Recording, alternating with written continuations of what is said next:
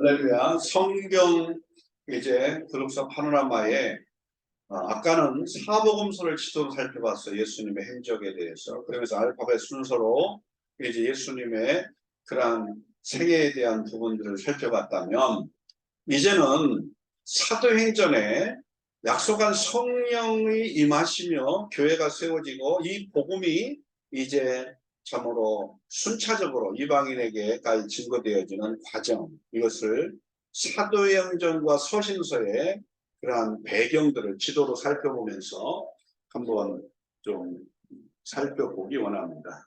교회 시대를 지도로 보면 성령님의 강력한 이러한 증인의 역사들이 더 입체적으로 보입니다. 우리가 이제 여기서 요 땅콩하고 국자, 왜 이게 있는지, 이제 이 땅콩하고 국자가 있는 이유를 여러분들이 지금 사도행전과 또 사도 바울이 이제 이방인의 사도로서 복음을 전하는 가운데에 그런 지형적으로 복음을 전하는 지형적인 것들을 좀 더 이해하기 위해서 땅콩도 나오고 국자도 나온다. 자, 사도행전의 그러한 그 주된 주무대가 바로 여기입니다. 바로 세계 역사의 중심, 5대양 6대의 중심이 바로 지중해안에 접한 바로 이스라엘, 가나안 땅이죠. 구약에서는 이스라엘입니다. 자, 이런 가운데에서 이스라엘을 중심으로 사도행전의 역사는 어떻게 이제 예루살렘에서 유다와 사마리아를 넘어서 시리아의 안디옥으로, 그리고 이제 구브로와 그리고 소아시아와 갈라디아 지경에 이르기까지, 그리고 더 나가서 이제 어떻게 에게해를 해협을 지나서 마게도냐 지역에 가갖고 이렇게 복음을 전하고 돌아오게 되는지, 그리고 더 나가서 때가 되어서 이탈리아에 가서 이 로마에까지 가서 복음을 전하게 되고, 세모 때가 되어서 이 로마에서부터 이제 서쪽 반도의 것인 스페인까지 복음을 전했는지, 이런 것들이 이제 우리가 살펴볼 수 있는 거예요. 그래서 이제 지형적으로 이것도 이제 쉽게 이해하기 위해서 영어의 알파벳의 그러한 순서적인 개념으로 그 첫 글자를 따가지고 이렇게 쉽게 지역의 이름들을 순차적으로 외울 수 있는 그러한 형태로 진행이 되기도 합니다. 이스라엘부터 이집트, 아라비아, 또 시리아, 또 갈라디아, 아시아는 A, 그리스는 C, 아가야는 A, 그 다음에 마게도냐는 M, 이탈리아는 I, 이런 식으로 했습니다. 자, 여기에서 보면은 이제 우리가 지형적으로 이렇게 보면은 지중해안을 중심으로 해서 이 복음이 소아시아에까지 이렇게 진행된 것들을 보면 S 형태로도 시리적으로 이해하면 쉽게 지형을 익힐 수가 있죠.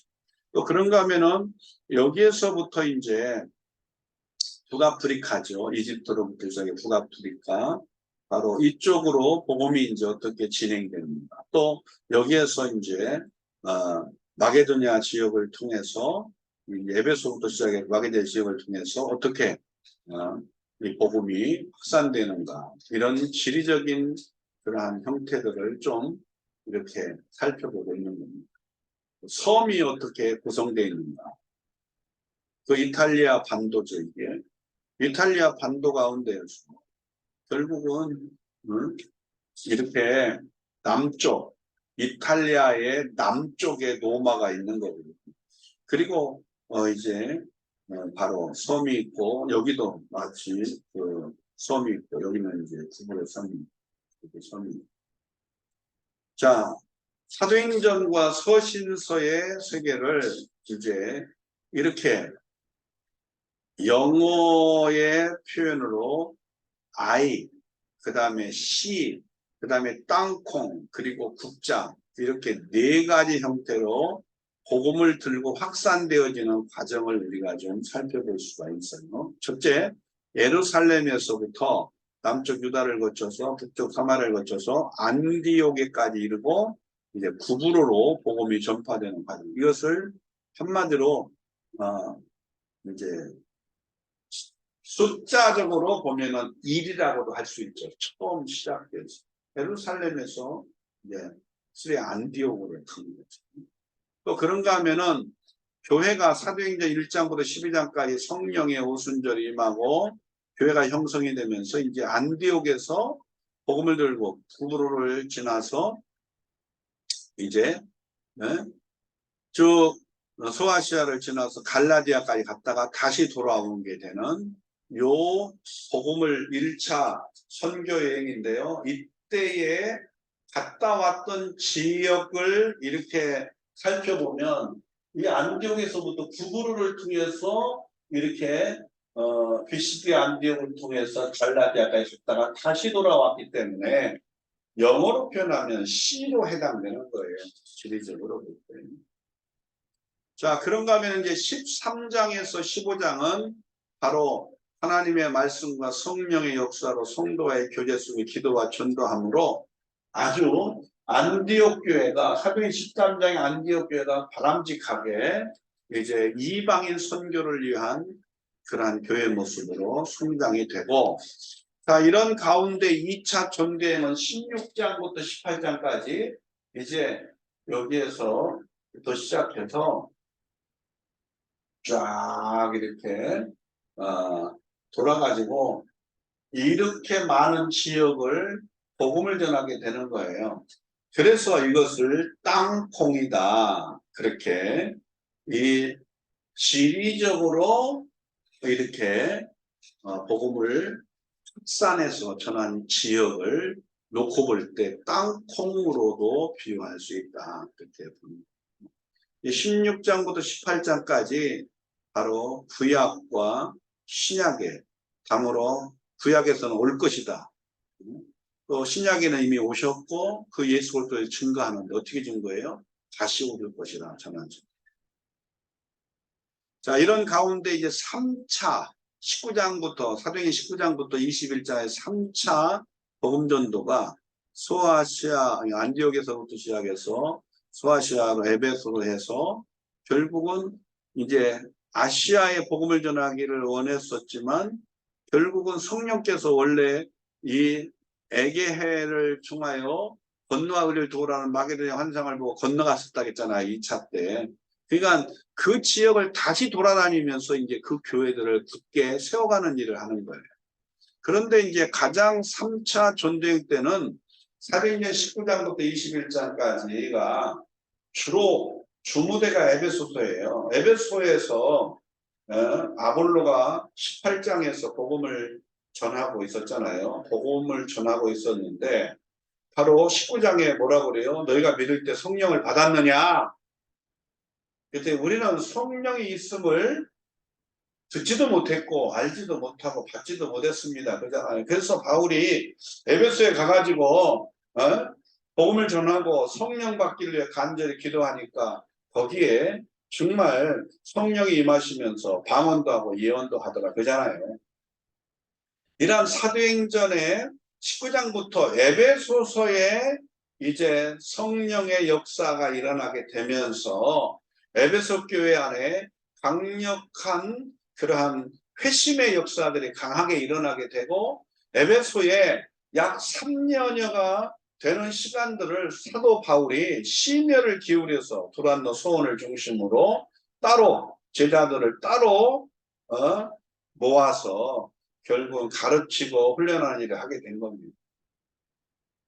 그렇기 때문에 심혈을 기울였던 것이 에베소였고요. 그 에베소를 중심으로 해서 다시 이제 그 건너갔었던 마게도냐 지역을 통해서 그리스까지 해서 돌아와가지고 어디로 가요? 예루살렘으로 가요. 예루살렘. 그래서 배를 처음에는 육로로 갔어요. 그렇지만 올 때는 어떻게 해요? 배 타고 어디로 가요? 이 예루살렘으로 가게 돼요. 이때 우리가 유명한 것이 있죠. 사도행전 20장에서 이야기한 겁니다. 그래서 이제 선지자와 그리고 빌립의 네 딸들을 통하여 하나님께서 이제 계획하신 뜻을 드러내시는데 예루살렘에 가면 결국 결박을 당하게 될 것이다. 그러면서 이제 예루살렘에 가게 되면 환란과 결박이 있다. 그렇게 이제 얘기를 하잖아요. 그런데 어떻게 해요? 환란과 결박이 기다린다 할지라도 나는 주에서 받은 사명, 은혜의 복음을 증거하는 일을 위해서 두려워하지 않고 가겠다. 그래가지고 알면서도 간 거예요. 그래서 예루살렘으로 갔다. 자, 모양이 어디예요? 안디옥에 출발을 해서 이 소아시아에 특별히 아시아를 중심으로 해서 에베소를 중심으로 해서 이렇게 하고 건너가서 돌다가 다시 예루살렘으로 갔다. 이게 국자예요, 국자. 자, 사도행전 19장부터 21장까지 보면은 디모데후서 2장 2절에 바로 그리스도께서 바울을 직접 담에상에서 불렀어요. 바울이 디모데를 선택했어요. 디모데에게 뭐라고 말씀해요? 디모데후서 2절에 충성된 일꾼들을 세우라고 얘기하죠. 그러면 그 사람들이 또 다른 사람들을 전도하여 더 충성된 일꾼들로 세워간다는 거예요. 할렐루야. 바울의 3차 전도여행 19장부터 21장까지 여기가 바로 이 소아시아의 7교회가 중점이 되는 지역들인데 여기가 반모섬이고 여기 에베소를 중심으로 당시에 이 소아시아의 수도가 바로 에베소이기 때문에 그런 거죠. 자, 그리고 22장 사도행전 22장부터 28장은 이제 사적 전도여행이라고 표현하는데 결국은 이제 로마의 황제 앞에 이제 가게 되는 거예요. 재판을 받기 위해서. 그런데 배를 타고 가요. 배를 타고. 근데 배를 타고 가다 유라굴로 광풍을 만나서 이 배가 다 깨어지고 다 죽게 생긴 거예요. 근데도 바울을 통해 하나님이 뭐라고 말씀해요? 한 사람도 죽지 않게 될 것이다. 누가 보호하신다는 거예요? 하나님이 보호하셔서 하나의 생명도 죽지 않고 살게 될 것이다. 원래 죄수들이 이렇게 도망가면 안 되잖아요. 도망가면 큰일 나니까 이제 배가 파손되기 직전 이 죄수들을 다 죽이자고 한 거예요.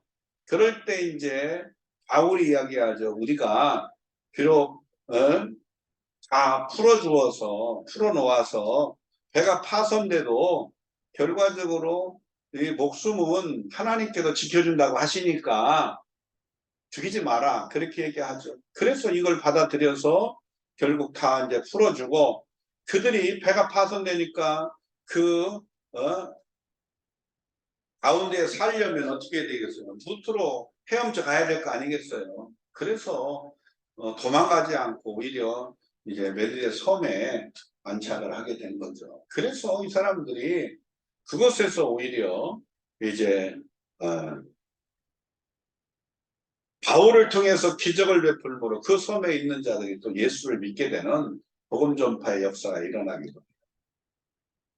자, 이렇게 예루살렘에서 시작해 배 타고 이렇게 그래서 섬을 거쳐서 미양이라고 여기서 다시 이제 가다가 유라굴로 광포를 만든 메드리데 섬에 이제 표류가 돼가지고 거기서 이제 정착을 해서 거기서 이제 복음을 전하기도 하고 다시 이제 로마에까지 앞송해 간 이것을 바울의 4차 전도여행이라고도 표현합니다. 자, 이런 가운데에서 이제 바울의 5차 전도여행은 이렇게 로마에서 2년 동안 셋집에 있다가 결국 풀려나가지고 이 서쪽 반도의 끝 여기가 스페인이야. 옛날에는 스페인의 이름이 옛날에는 국가명이 에스파냐였어요. 에스파냐. 그래서 거기까지 가서 복음을 전하고 또 이제 그레네 섬과 그리고 고린도 지방을 거쳐서 결국은 다시 잡혀가지고 로마로 압송되거든요. 이렇게 바울이 또 그렇게 갇혀 있다가 잠시 풀려났을 때 그는 푯대를 향해서 달려가는 신앙입니다. 자, 그래서 바울의 1차부터 이제 보면은 1차는 어떻게 해요? 구브로를 통해서 바울의 고향이에요. 구브로가 저기 바나바의 고향이에요. 그래서 바나바의 고향인 구브로부터 이제 마가와 그리고 바울이 세 사람이 구브로로 해서 결국은 이 비시디 안디옥이라는 이 소아시아의 육로로 이제 들어가 가지고 갈라디아까지 갔다가 다시 돌아오는 형태였다. 2차는 바로 이렇게 수리아에서 바로 아시아에 복음을 전하러 간 거죠. 2차 때 바울과 실라가. 그래서 1차에서 구브로로 고향인 구브로로 갔다가 이제 이 비시디의 안디옥으로 이제 육로로 갔잖아요. 그런데 그때가 요즘처럼 차가 있는 게 아니고 걸어서 가야 되는 형태이기 때문에 그 지역을 가보면 산맥이 무지하게 높아요. 그러니까 그 산맥을 걸어서 간다는 게 얼마나 힘들겠어. 그러니까 이 바나바의 조카였던 마가가 결국은 거기에 1차 선대행 때 갔다가 그 북으로 갔을 때는 괜찮았는데 거기서 다시 배 타고 이 비시디 안디옥으로 이제 들어가게 되면서 그 산맥을 넘어서 가야 되니까 얼마나 힘들게 도망가 버린 거예요. 다시 나가야. 그러니까 결국은 그 사건 때문에 2차 선교행을 떠나려고 할 때 이제 바울과 바나바가 다투게 됐다 그랬어요. 그것 때문에. 바나바는 그래도 기회를 주고 그 조카 1차 때 그래도 어쩔 수 없이 도망을 갔지만 그래도 다시 데리고 가야 된다. 그러니까는 결과적으로 바울이 그 사명감도 없는 놈 데리고 가지 말자. 데리고 가면은 나는 같이 못 가겠다. 그래가지고 바나바는 기어코 자기 조카를 한 번 더 기회를 주자. 이렇게 그 조카를 세우기 위한 관점에서, 마가를 세우기 위한 관점에서 마가와 함께 이 역사가들의 역사의 증언을 보면 구브로를 갔다고 표현해요. 선교하러. 1차 갔던 이 고향이었던 구브로로 이 바로 마가와 그리고 바나바는 2차 때 이제 바울과 갈라져 가지고 이쪽으로 갔다고 표현하고 바울은 이제 다시 이스라엘 다시 말해 예루살렘의 공회에다가 요청을 해서 이제 사도행전 15장에 우리가 잘 아는 것처럼 이제 사도행전 15장에 이제 예루살렘 공회에서 결정된 사항을 안디옥 교회에 전하기 위해서 갔던 사람, 파송했던 사람이 실라였어요. 실라. 그래서 그 사람이 안디옥에서 이제 이방인들에게 복음을 전하기 위해서 다 허용이 되는데 4가지만 이제 예루살렘에서 공회에서 결정한 4가지만 지키면 된다.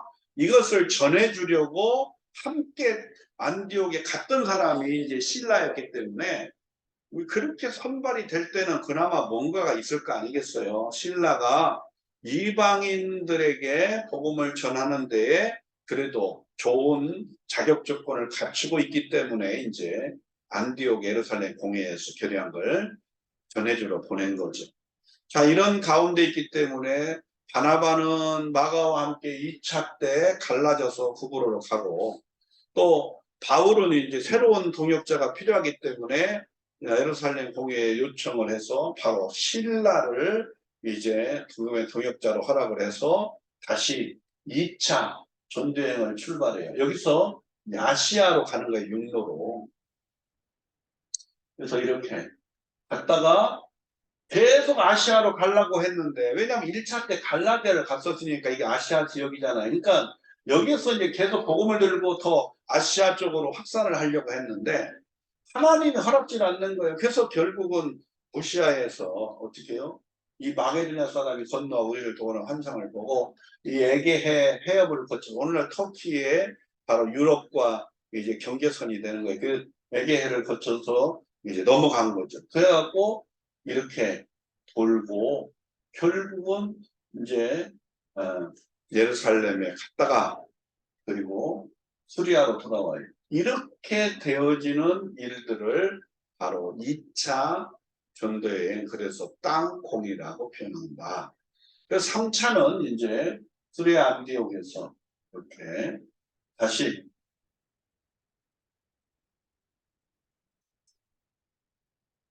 예루살렘으로 가는 과정. 그래서 이것을 국자라고 표현한다.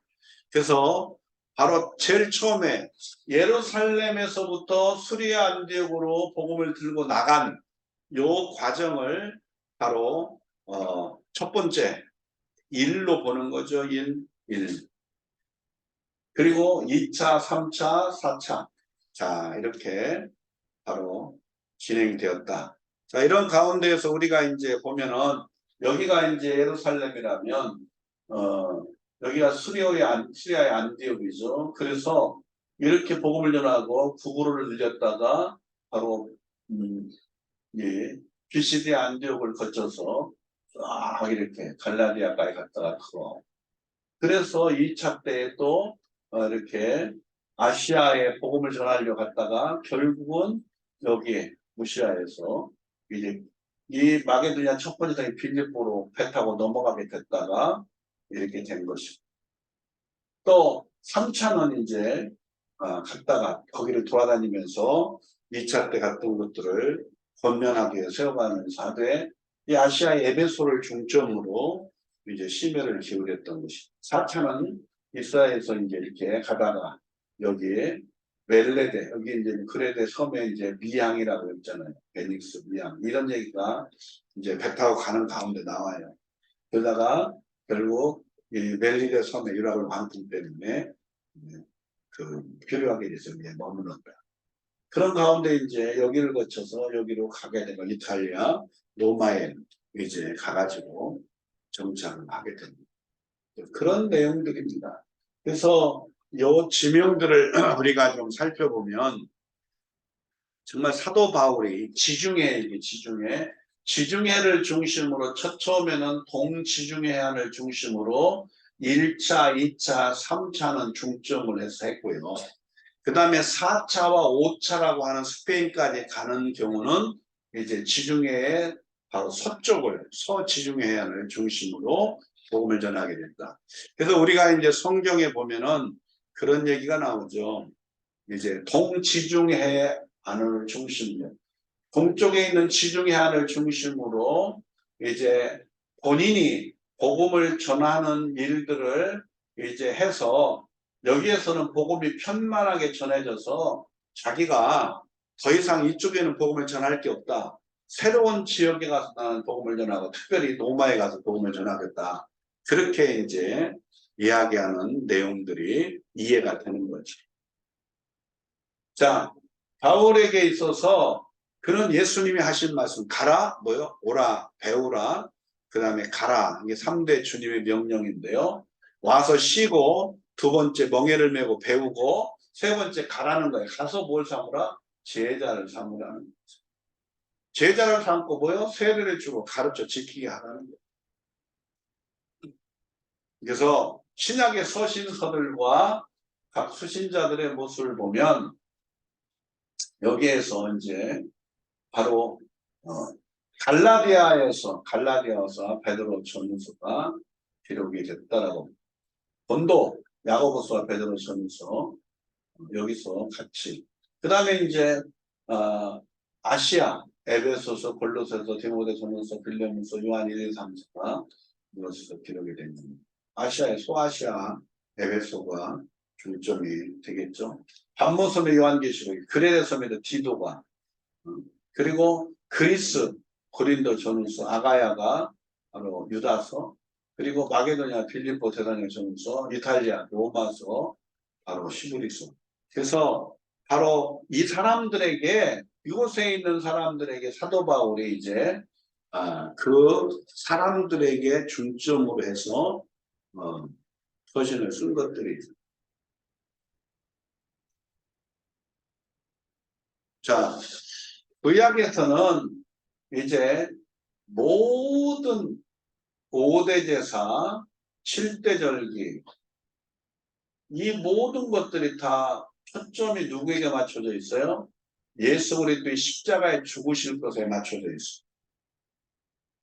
그래서 신약에는요, 이 십자가와 부활에 대한 그 기초 가운데에서 교회가 세워져요. 교회의 모든 기초가 십자가예요.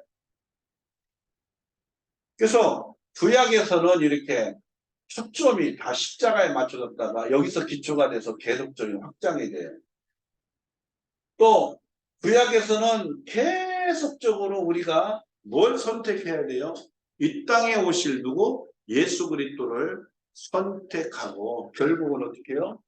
이제 우리가 예수 그리스도를 통하여 이제 참으로 완성이 될 것을 우리가 바라보면서 영광의 그날이 오기까지 계속 달려가는 겁니다. 모든 것이 그리스도에 대한 것의 말씀입니다. 자, 우리가 이제 정리를 해보면 그러한 역사의 7시대를 우리가 이제 크게 볼 수 있어요. 구약에 바로 이제 아브라함 때부터 해서 우리가 약 2000년 정도로 봐요. 그래서 이 이스라엘의 그러한 민족이 형성되는 기간, 그러한 2000년 이상의 역사가 있죠. 그래서 뭐 그걸 4000년으로까지 확대해서 보기도 해요. 구약을 4000년, 신약을 뭐 이렇게 2000년 이런 식으로 해서 6000년으로 보기도 하지만 어찌됐든 신약의 역사의 주안점이 어디예요? 바로 이 아브람, 창세기 12장의 아브람부터 시작된 그러한 족장 시대로부터 출발된 이스라엘 역사에, 그래서 이것을 바로 신약의 그러한 관점에서 2000년으로 봐요. 그리고 신구약 중간사가 400년, 그리고 이 땅에 예수 그리스도가 오셔서 이제 지상에서 공적인 생애를 다 성취하시고 올라가시는 때까지 33년으로 보고요. 그래서 30년은 이제 이 땅에서 준비하다, 공생애를 준비하다가 이제 공적 생애가 세례요한의 세례를 받으면서부터 십자가에 죽으시고 부활하고 승천할 때까지의 33년에 가야 됩니다.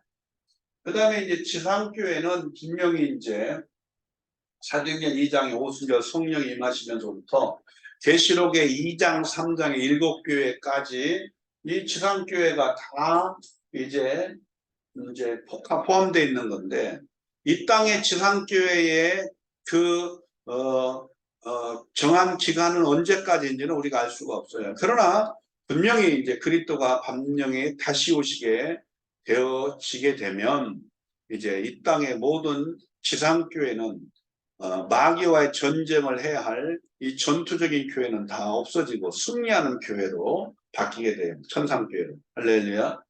그래서 이 지상교회 연도는 모르죠. 얼마나 될지. 그러나 반드시 계시록 4장부터 예수 그리스도의 지상 재림을 앞두고 있는 19장까지 요 기간에는 7년 대환란이 분명히 있어요. 지상 재림 앞두고 7년 대환란이.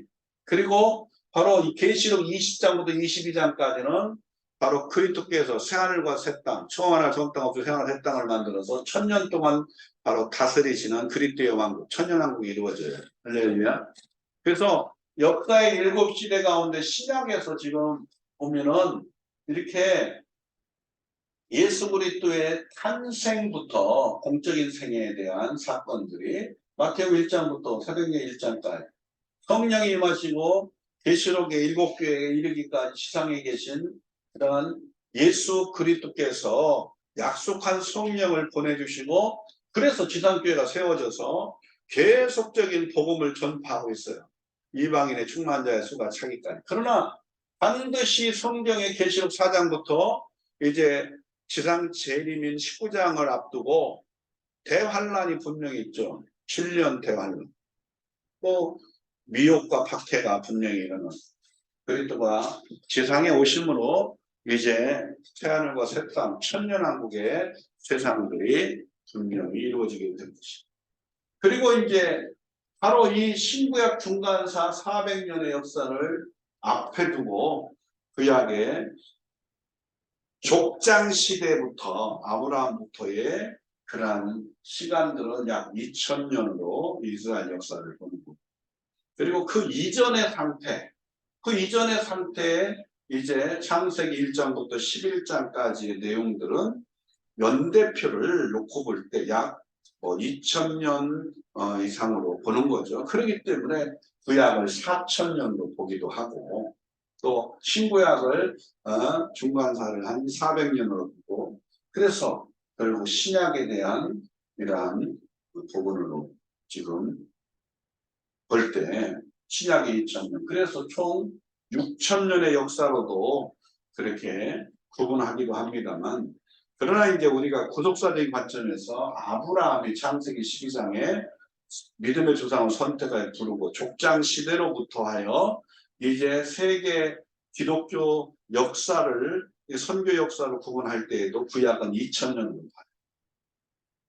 그래서 족장 시대부터 이제 쭉 보는 것이고 마지막 이제 그리스도가 다시 오실 날이 지금 마지막 임박한 상황에 있다. 그런데 오늘 우리가 이제 반드시 기억해 지상교회가 계시록 2장 3장의 7교회처럼 이제 마지막 이 지상에 남아있는 세워진 교회들이 해야 할 일이 뭐예요? 주님이 다시 오실 길을 예비하는 세계복음화를 이루는 것도 중요하고 마지막 계시록 4장부터 19장까지 이제 바로 이 7년 대화 환란의 역사가 반드시 지상 재림을 앞두고 있기 때문에 이것들을 이길 수 있는 순교신앙을 무장하는 게 필요합니다. 네. 이것들을 우리가 좀 이해하시면 되겠습니다. 자, 성경을 이제 역사로 구약에도 이제 그래서 모세 오경도 이제 그러한 하나님의 구속의 은혜의 역사들이 어떻게 택한 아브라함의 자손들을 통한 언약의 자손들을 통하여 이어가는지 그리고 이제 여호수아부터 시작하여 또 에스더까지의 역사서 이런 것들이 총 이제 17권으로 역사서를 본다고 했잖아요. 체험서가 5권이고 예언서가 대예언서, 소예언서 그래서 이제 7권으로 본다고 그랬잖아요. 그래서 총 합한 39권이 구약이라면 신약에도 이제 사복음서와 사도행전을 역사서로 보고 나머지 이제 로마서부터 유다서까지 이것도 서신서를 체험서로 보고 또 요한계시록을 예언서로 그렇게 크게 세 개의 구조로 나눈다는 거죠. 그러면은 우리가 이 체험서나 예언서는 다 역사서의 역사 연대표 속에서 일어나는 일들을 보충 설명하는 쪽으로 그렇게 성경을 보면 훨씬 좀 쉽게 이해가 된다. 할렐루야. 자, 이런 관점의 구약을 보면 하나님의 우주적 통치가 있었고 이제 바로 히브리 민족 쉽게 말하면 하나님께서 아브라함을 선택하시잖아요. 그래서 그 아브라함을 선택한 아브라함의 자손들, 언약의 자손들에게 포커스가 되어 있는데 그들이 히브리인들이고 히브리 언어를 썼기 때문에 이게 애굽에 건너갔을 때 그들은 뭐로 분류가 돼요? 히브리 민족으로 분류가 돼요. 자, 이런 가운데에서 이제 출애굽해가지고 결과적으로 하나님께서 이제 중점적으로 선택한 것이 누구예요? 창세기 49장에서 예언했던 것처럼 야곱 이스라엘의 그 예언적 축복 기도처럼 유다 지파를 통하여서 누가 온다는 거예요? 예수 그리스도가 올 것을 얘기했죠. 그래서 이렇게 우주적 통치가 히브리 민족과 그리고 유다 지파겠죠. 그 유다 지파에서 누구? 다윗 가문에 그리고 여기에서 누가 와요? 바로 신약에 혈통적으로는 다윗 집의 언약을 가진 바로 다윗 지파 사람인 그 유다 지파 사람인 다윗의 그 혈통인 요셉과 정혼한 뭐요? 마리아로 이제 예수 그리스도가 오시는 거죠. 그래서 구약의 역사를 보면 다 초점이 다 누구에게 맞춰져 있다? 예수 그리스도. 그래서 5대 대사 7대 절기가 예표되어져 있는 예수 그리스도의 구속사역을 예표한 거라겠어요. 이것들이 예수 그리스도를 가르치고 있고 또 이제 그 성막에서 이제 성막문에서도 구체적으로 알 수가 있어요. 그리고 예언서, 바로 선지서, 대선지, 소선지를 통해서 예언서라고 하는 그 모든 것이 다 이제 예수 그리스도가 오실 것을 계속 예언하고 있어요. 전부 다 예수 그리스도가 하실 십자가와 부족사역에 대한 것에 포커스가 맞죠. 그런데 이제 신약에는 그 십자가에 죽으시고 부활하신 예수 그리스도가 결국 유다 지파에서 왔고 그 같은 유대인들에게 복음을 전해. 그러다가 사마리아에게도 복음을 전하고 이방인들에게 복음을 전하고 반드시 이제 이방인 가운데 택한 자의 수가 다 차면 어떻게 해요? 대환란이 오고. 할렐루야. 그리고 이제 하나님의 우주적 통치가 돼. 그래서 이 하나님의 창세 이전의 우주적 통치와 그리고 이제 하나님의 구원의 역사가 언약한 대로 예수 그리스도가 오셔서 성취하시고 다시 예수 그리스도가 오셔서 결국 이제 그 천년왕국의 그 나라를 아버지께 바치고 백보자 심판 이후에 하나님의 통치하시는 영원 천국으로 가요. 할렐루야. 그래서 이것이 이제 바로 구약에는 이스라엘 역사지만 신약에는 뭐요? 교회의 역사예요. 할렐루야. 그래서 재밌는 것은 성경의 구약 성경에도 하나님의 주된 구속사의 관점의 주된 관심은 이 땅에 예수 그리스도가 오실 길로 이제 선택받은 아브라함의 자손 가운데 혈통이 아닌 언약의 자손에게 포커스가 되어 있어요. 그래서 이스라엘 민족이 되어지지만 그 가운데서도 유다 지파에게 그 유다 지파 사람 다윗에게 그리고 그 곳에서 아브라함과 다윗 자손으로 누가 예수 그리스도가 오시는 것에 포커스가 되어 있다. 초점이. 할렐루야. 그래서 우리가 창세기를 읽다가 37장에서부터 요셉에 대한 이야기가 시작이 되다가 갑자기 창세기 38장 유다 이야기가 등장하는 이야기들이 결국은 성경은 이렇게 구속사의 관점에 초점을 맞춰서 기록하고 있기 때문이다.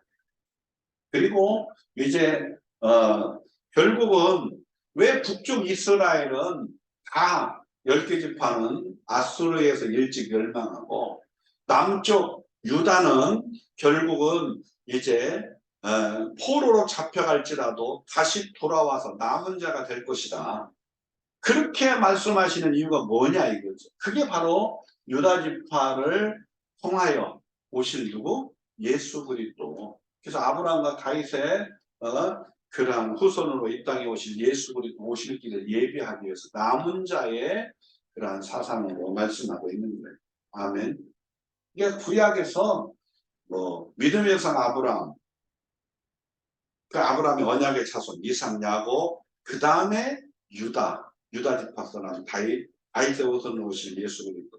이 계보가 다 구약에서는 예수 그리스도에 대한 구속사역에 포커스가 되어 있다면 그 예수 그리스도가 구속사역에 그 대속물로 십자가에 죽으시고 부활하셔서 구속사역을 성취할 것을 구약에서는 계속 강조하고 있다겠잖아요. 근데 이제 이 신약에서 예수 그리스도가 이제 오셔가지고 구속사역을 성취하시고 난 이후에는 같은 동족인 유대인에게만이 아니라 사마리아인들에게도 이방인들에게도 복음을 전하되 땅 끝까지 열방의 땅 끝 가운데 모든 종족, 그래서 바로 같은 언어권, 같은 문화권, 같은 최대의 복음에 대한 효율성을 가져오게 될 그러한 같은 언어권, 난국방언이라고 그래요. 그 같은 언어권 속에 있는 최대 동진 집단으로 구분을 했을 때 24,000개의 종족이 있다. 그 가운데에서 13,000개가 복음화되고 복음을 받았고 11,000개가 아직도 한 번도 복음을 듣지 못했다. 그래서 이제 이 11,000개의 복음을 듣지 못한 미전도 종족들을 우선하여 복음을 전하는 일을 해야 된다. 그것이 1974년에 스위스 노잔에서 이제 시작되어진 이 복음주의이란 신학자들이 함께 모여서 결과적으로 이제 새로운 전도 방법, 선교 방법을 찾아내고 그 날프 윈터가 그것을 발표함으로 새롭게 전환점이 된 거죠. 그 이전에는 바로 맨 처음에 영국에서 파송된 그런 윌리엄 캐리에 의해서 개신교 선교가 시작이 됐을 때만 해도 해안선을 중심으로 배를 타고 다니면서 했어요. 이유가 뭐냐면 이슬람에 의해서 이 아시아 지역으로는 육로로는 갈 수가 없는 고립된 상황이었고, 아직까지 배를 타고는 이제 복음을 전하러 갈 수 없는 상황이었어요. 해양선이 발달이 안 돼서. 근데 결국은 포르투갈의 해양을까지 생기고 이제 배를 타고 탐험을 나서는 사람들이 생겨나면서 아프리카에 그러한 희망봉을 이제 넘으면 대서양을 거쳐 인도양으로, 그래서 아시아로 갈 수 있다. 이걸 발견하게 돼요. 최초에 이제 항해 학교가 생기고 바다를 이제 배 타고 나가서 탐험을 하면서 새로운 신대륙을 발견하는 도전들이 일어나게 되면서 새롭게 이제 희망이 생긴 거죠. 그 아프리카의 뾰족한 마지막 아프리카의 그러한 봉우리를 지나면 이제 아시아로 간다. 그래서 이걸 희망봉이라고 지칭을 했어요. 그래가지고 배를 타고 이제 대서양을 거치고 아프리카 희망봉을 지나기만 하면 인도양을 통해서 아시아로 가니까, 그렇게 이제 육로로는 이슬람 때문에 못 가고, 그래서 배를 타고 이제 갈 수 있는 해안길이 열리면서 하나님에 의해서 새로운 길이 열려가지고 윌리엄 캐리에 의해서 맨 처음 기독교 선교가 영국에서 시작이 돼서 인도로 가게 돼요. 배 타고. 그것을 통해서 오랜 시간 배를 타고 해안을 중심으로 오디양 6대주의 해안을 중심으로 복음을 전하기 시작했어요. 근데 이후에 출발했던 이제 그 윌리엄 캐리의 영향을 받아 배를 타고 갔던 허드슨 테일러가 중국에까지 진출을 해요.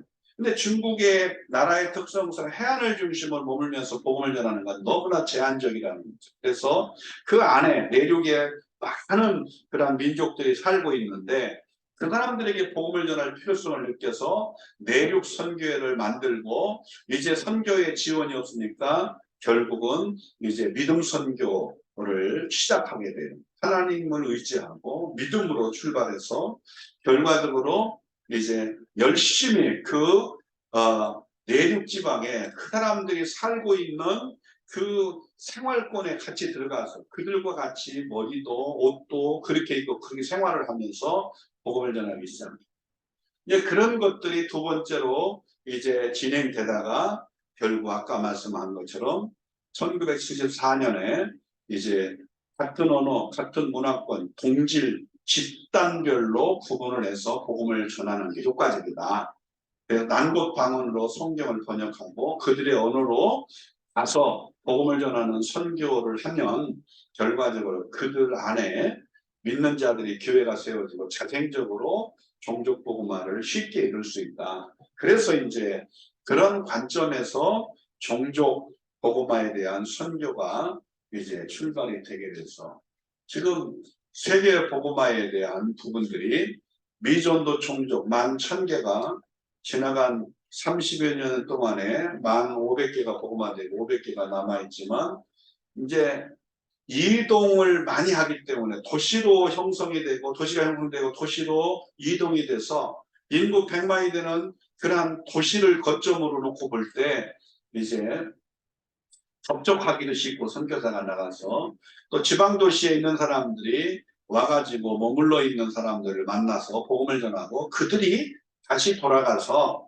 자기의 그러한 종족들에게 복음을 전하고 교회가 세워지고 종족 복음화가 자생적으로 일어나기까지의 그러한 도시선교 전략을 통해서 복음을 땅끝까지 증가하는 일들이 지금 막 지속되고 있는데, 사실은 뭐 이러한 일들이 지속되는 건 속도가 워낙 빨라서 오랜 기간이 걸리지 않는다는 거죠. 한번 생각을 해봐요.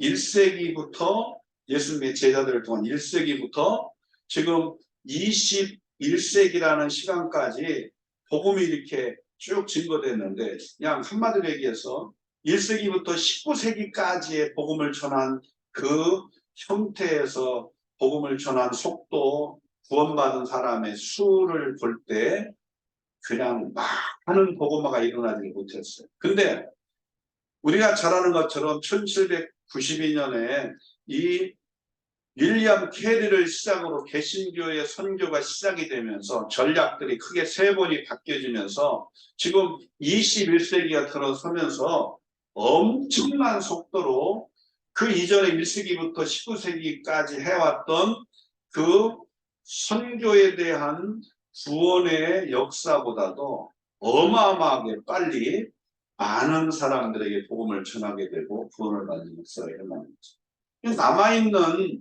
이러한 미전도 종족들의 복음화를 이뤄가는 것은 거짓선교 전략적 관점에서 볼 때 굉장히 빠른 속도로 진행될 수 있다.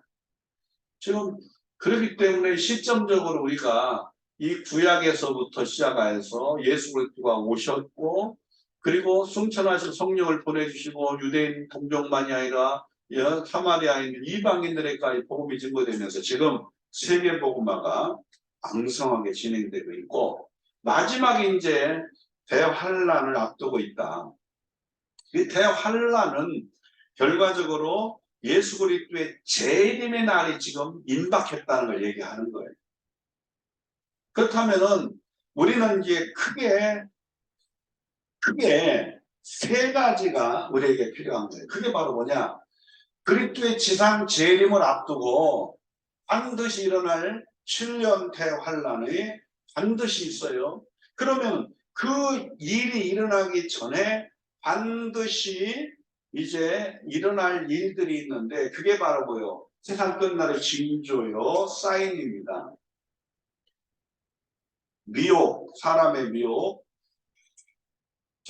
거짓 그리스도, 거짓 선지자의 미혹이죠. 그리고 이제 이러한 전쟁, 기능, 재난을 통한 사회적 재앙을 통한 경제적 침체, 어려움들이죠. 그러면서 영적 이익이 오는, 교회 영적 이익이 오는 이런 것들이 징조 사인을 통해서 반드시 있기 때문에 첫째, 이러한 징조 사인들을 통해서 우리가 정신을 차리고 깨어서 기도하고 무장을 해야 된다. 첫 번째. 두 번째가 바로 이 이방인 중에 택한 자들이 주 앞으로 돌아오도록 세계 복음화를 이루는 일에 우리가 어떻게든 교회가 깨어서 기도로 동참하고 물질로 동참하고 단기 순회 선교로 동참해서 세계 선교 현장에 이러한 이방인들에게 복음을 전하게 나가 있는 그 선지 선교사의 필요를 채우는 일에 동참하여서 세계 복음화를 이루어가야 되는데 지금 우리가 전략적으로 가장 세계 복음화를 이루는 일에 가장 효과적으로 할 수 있는 게 뭐냐?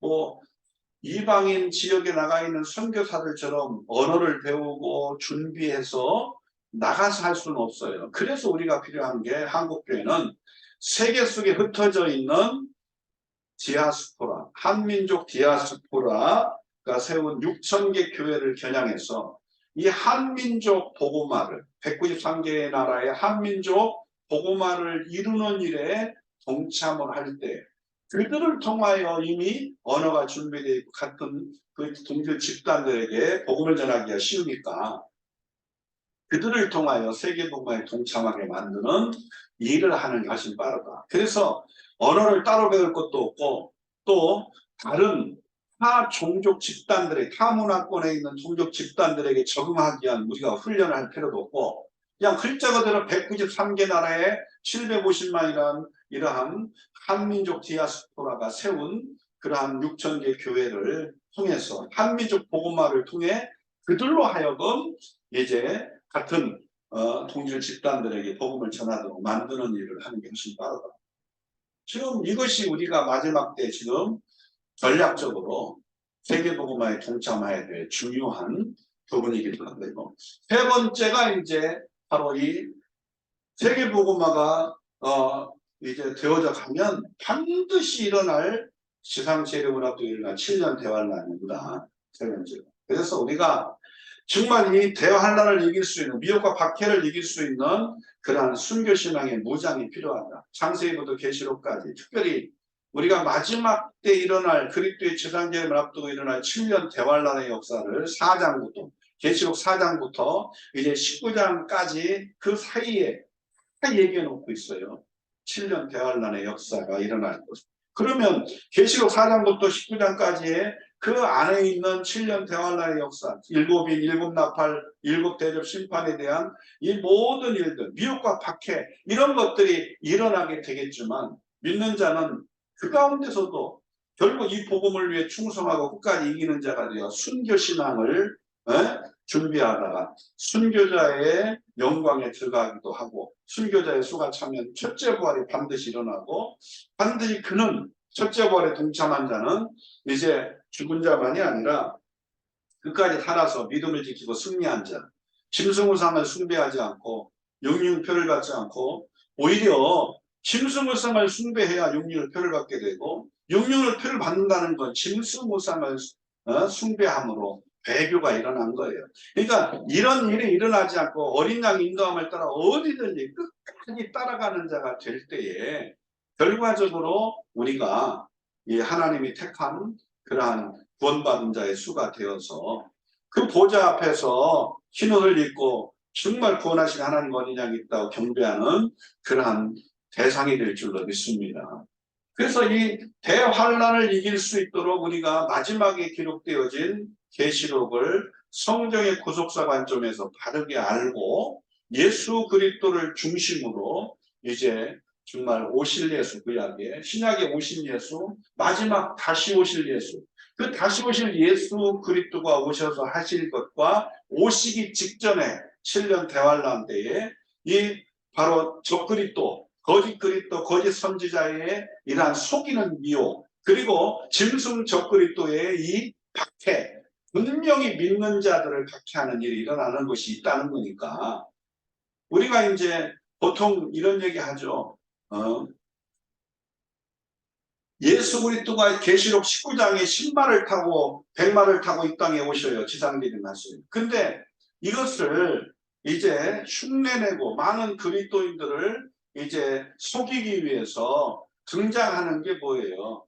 신마를 탄 바로 적그리스도, 평화의 왕으로 거짓 그리스도의 모습으로 등장을 합니다.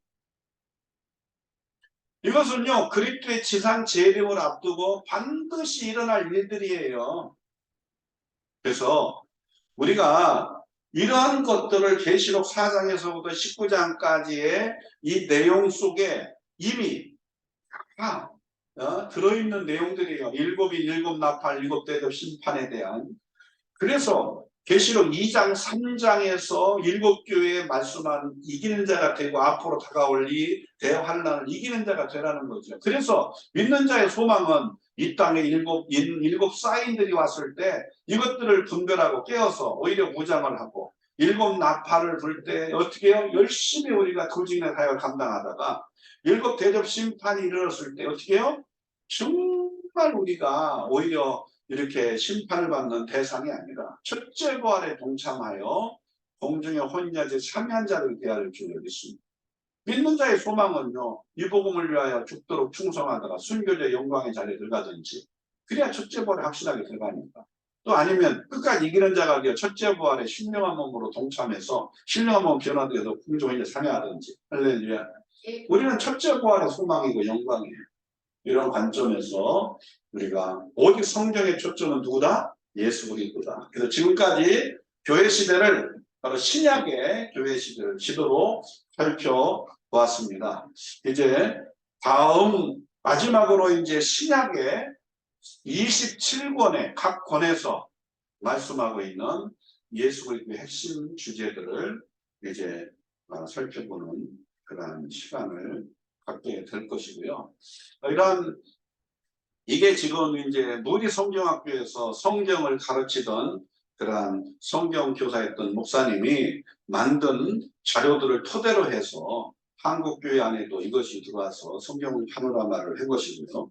이걸 토대로 해서 기초를 놓고 기초 위에 제가 창세전부터 그리스도 안에서 하나님의 구속의 그러한 역사들을 쭉 이렇게 이제 시대별로 살펴보면서 결과적으로 이제 오신 예수, 다시 오실 예수, 이러한 예수 그리스도께 시작에 초점을 맞춰서 마지막 이제 예수 그리스도 중심으로 우리가 성경을 관통하는 성경 구독사이라는 말씀 묵상의 시간들을 갖게 될 줄로 믿습니다.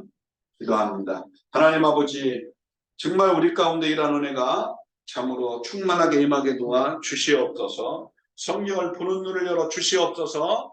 참으로 우리 가운데 오직 구속의 관점으로 이제 하나님의 그런 구속사의 관점으로 성경을 바라보고 예수 그리스도를 중심으로 관통하게 하시고 오직 복음에 대한 초점에 맞추어 천국 복음, 은혜의 복음, 영원한 복음에 초점을 맞추어서 우리가 참으로 성경을 바르게 우리가 해석하고 증거할 수 있게 도와 주시옵소서. 우리 주 예수 그리스도의 이름으로 기도합나이다. 아멘.